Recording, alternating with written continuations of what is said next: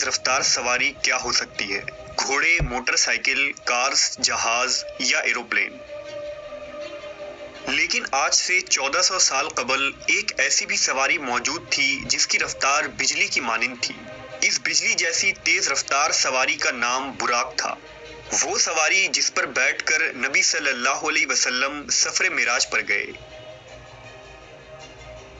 براق کی خصوصیات کیا تھی اور جب نبی اس پر سوار ہونے لگے تو وہ بے لگام کیوں ہو گیا؟ کیا براق کو ماڈرن سائنسی علوم سے ایکسپلین کرنا ممکن ہے؟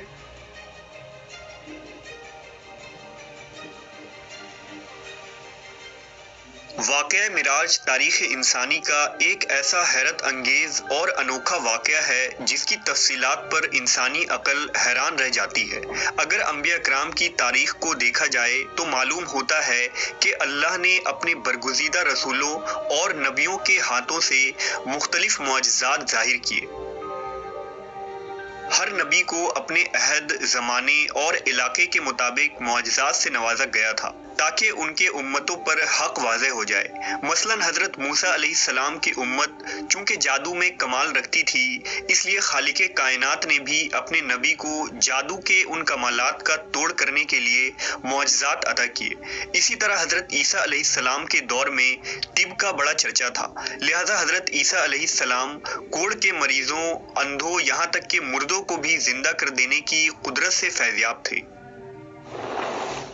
جب خاتم الانبیاء حضرت محمد صلی اللہ علیہ وسلم اس کائنات میں تشریف لائے تو اللہ کو معلوم تھا کہ امت محمدیہ چاند پر قدم رکھے گی اور ستاروں پر کمندیں ڈالیں گی، لہٰذا اللہ نے اپنے محبوب کو مکان و زمان یعنی ٹائم اینڈ اسپیس کے اصولوں اور وسعتوں سے نکل کر اپنے کرب کا اعزاز بخشا، جس کا گمان بھی عقل انسانی میں نہیں آ سکتا تھا۔ تمام انبیاء کرام کے معجزات ایک طرف اور حضور کا معجزہ معراج ایک طرف، تمام معجزات مل کر بھی معجزہ معراج کے درجے کو نہیں پہنچ سکتے۔ واقعہ معراج ہجرت سے 1 یا 2 سال پہلے پیش آیا۔ اس وقت ہمارے پیارے نبی محمد صلی اللہ علیہ وسلم کی عمر مبارک 52 سال تھی اور یہ 27 رجب کے شب کا واقعہ تھا۔ لہذا حضرت مالک بن ساسا سے مروی ہے کہ خود رسول اللہ صلی اللہ علیہ وسلم نے فرمایا کہ میں نیند اور بیداری کے درمیانی کیفیت میں تھا جب میرے پاس ایک فرشتہ آیا۔ اس نے میرا سینہ چیرا، پھر میرے دل کو نکال کر غسل دیا اور اسے دوبارہ اندر رکھ دیا۔ پھر ایک سواری لائی گئی جو خچر سے چھوٹی اور گوشت دراز سے بڑی تھی، اس کا رنگ سفید تھا، اسے براق کہا جاتا تھا، بس مجھے اس پر سوار کرایا گیا۔ روایت ہے کہ حضور براق پر سوار ہو کر بیت المقدس پہنچے تو براق سے نیچے اترے اور اس کے لگام کو اس ستون کے ساتھ باندھ دیا جس کے ساتھ انبیاء کرام نے اپنے سواریوں کے لگام باندھے رکھے تھے۔ اس کے بعد نبی صلی اللہ علیہ وسلم مسجد اقصیٰ میں داخل ہو گئے۔ مسجد اقصیٰ میں حضرت آدم علیہ السلام سے لے کر حضرت عیسیٰ علیہ السلام تک پیدا ہونے والے تمام انبیاء کرام آپ کے منتظر تھے، لہٰذا حضور وہاں تشریف لائے اور تمام نبیوں کی امامت کی اور نماز ادا کی۔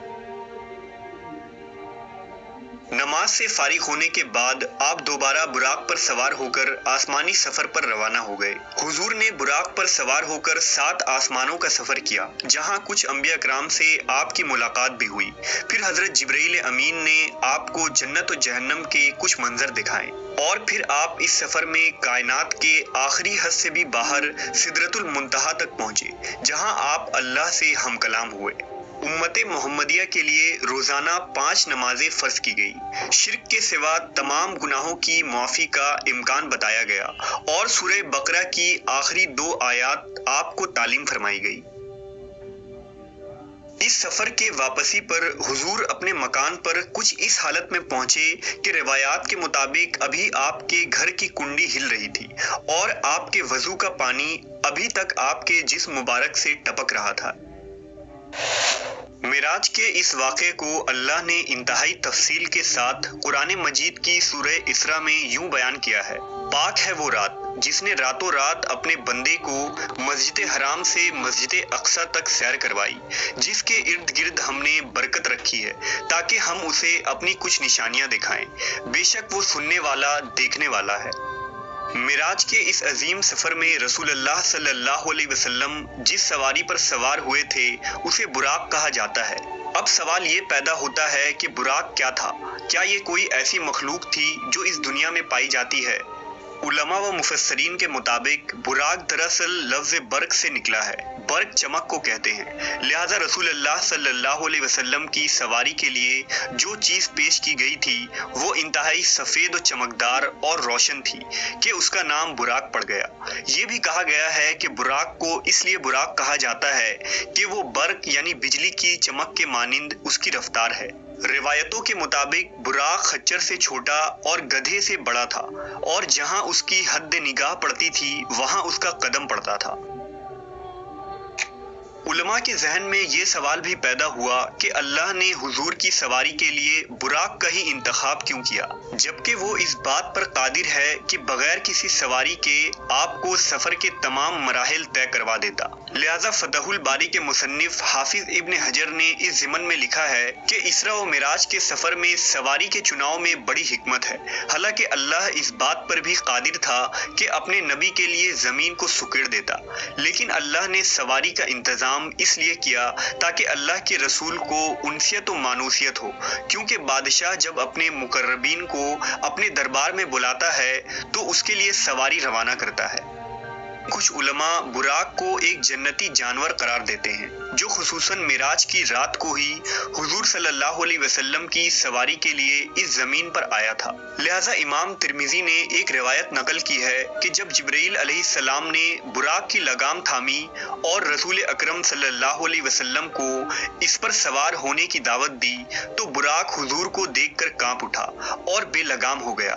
لہٰذا جبرائیل امین نے اس سے کہا کہ ٹھہر جا، اللہ کی قسم رسول اللہ سے بہتر کوئی شخص اس سے پہلے تجھ پر سوار نہیں ہوا۔ لہٰذا جب تاجدار کائنات محمد صلی اللہ علیہ وسلم براق پر سوار ہوئے تو وہ فخر و مسرت سے ناچنے لگا کہ آج اسے اس عظیم شخصیت کی سواری ہونے کا لازوال اعزاز حاصل ہو رہا ہے۔ بعض علماء نے یہ بھی لکھا ہے کہ براق کا چہرہ انسانی چہرے کی مانند ہے اور انسان کی طرح سننے اور سمجھنے کی صلاحیت بھی رکھتا ہے، لیکن قرون وسطیٰ یعنی خصوصاً بنو امیہ اور بنو عباس کے دور حکومت کے مسلمان فنکاروں، شاعروں اور مصوروں نے جس طرح براق کی تصویر کشی کی ہے اس کا کوئی ثبوت قرآن و سنت یا تاریخ کے کسی بھی کتاب میں موجود نہیں ہے۔ ان پینٹنگز میں عام طور پر براق کو ایک ایسے مافوق الفطری گھوڑے جیسا بنایا گیا ہے جس کے سر کی جگہ ایک عورت کا چہرہ دکھایا جاتا ہے۔ ایسی کوئی دلیل اسلامی روایات سے تو نہیں ملتی، البتہ دوسرے مذاہب اور قوموں میں اس طرح کی دیویوں کی خیالی تصویر ملتی ہے، اور ممکن ہو کہ اجمی مسلمانوں نے انہی تصویروں سے متاثر ہو کر انہیں براق پر چسپاں کر دیا ہو، جبکہ براق نر تھا یا مادہ اس کے متعلق بھی کوئی مستند شواہد موجود نہیں ہے۔ واقعہ معراج اللہ کا ایک معجزہ تھا۔ جس طرح سے ہر معجزے کو سمجھنا اور ثابت کرنا انسانی عقل کے لیے ممکن نہیں، اسی طرح سے معراج کے اس سفر کو سمجھنا انسانی ذہن کے لیے ناممکن ہے۔ لیکن جدید فزکس نے گزشتہ صدیوں میں ایسا نظریہ پیش کیا ہے جو قابل غور ہے۔ آئنسٹائن، جسے پچھلی صدی کا سب سے بڑا سائنٹسٹ مانا جاتا ہے، اس کی تھیوری آف ریلیٹیوٹی جدید فزکس کی بنیاد ہے۔ آئنسٹائن نے اس تھیوری میں بتایا ہے کہ اس کائنات میں ٹائم تمام مقامات اور لوگوں کے لیے اسٹیٹک نہیں بلکہ مختلف ہوتی ہے، اور یہ مقامات کے اعتبار سے بدل سکتی ہے۔ لہٰذا اگر کوئی شخص اس کائنات میں روشنی کی رفتار سے سفر کر پائے تو اس کے لیے ٹائم رک جائے گا۔ اس نے ایک مثال پیش کیا کہ اگر کوئی شخص ایک ایسے سواری میں سفر کر رہا ہو جس کی رفتار لائٹ کے برابر ہو تو اس کے لیے وقت تھم جائے گا، اور جب وہ شخص کئی سالوں بعد اس زمین پر واپس آئے گا تو یہاں کچھ ہی سیکنڈ گزرے ہوں گے۔ وقت کے اسی فرق کو فزکس میں ٹائم ڈائلیشن کہتے ہیں۔ اس سائنسی ٹرم کو سمجھنا سفر معراج اور براق کو سمجھنے کے لیے بہت ضروری ہے، کیونکہ براق کی رفتار بھی روشنی یعنی برق کے رفتار کے برابر تھی، اسی وجہ سے اس سواری کا نام براق تھا۔ لہٰذا آپ صلی اللہ علیہ وسلم جب اس رفتار سے سفر معراج کرنے کے بعد واپس تشریف لائے تو وقت بالکل نہیں گزرا تھا، اور آپ نے کئی سالوں کا سفر چند لمحوں میں ہی طے کر لیا تھا، جسے آج 21ویں صدی کی سائنس ٹائم ڈائلیشن کی شکل میں تسلیم کرتی ہے۔ لیکن آج بھی انسان اسپیس ٹیکنالوجی میں اتنا آگے نہیں بڑھا کہ ہر سوال کا جواب سائنس کی بنیادوں پر دے سکے۔ مثال کے طور پر اگر کوئی شخص لائٹ کے اسپیڈ سے ٹریول کرتا ہے تو اس کا جسم ماسلیس ہو جاتا ہے اور اسے انفائنائٹ انرجی کی ضرورت ہوتی ہے، جو بظاہر انسانوں کے لیے ناممکن ہے، لیکن اللہ کی ذات کے لیے نہیں، کیونکہ وہ ہر چیز پر قادر ہے۔ لہٰذا اس رات اللہ نے نبی صلی اللہ علیہ وسلم کے جسم مبارک کو اس سفر کے لیے وہ عظیم قوت بخشی تھی۔ واقعہ معراج حضور کا ایک دائمی معجزہ ہے جس کی حقانیت اور سچائی نئے نئے سائنسی انکشافات کے ساتھ واضح ہوتی جائے گی۔ جیسا کہ کسی شاعر نے کہا کہ پھیلائے ہوئے گوشۂ دامن تجسس، سائنس محمد کا پتہ پوچھ رہی ہے صلی اللہ علیہ وسلم۔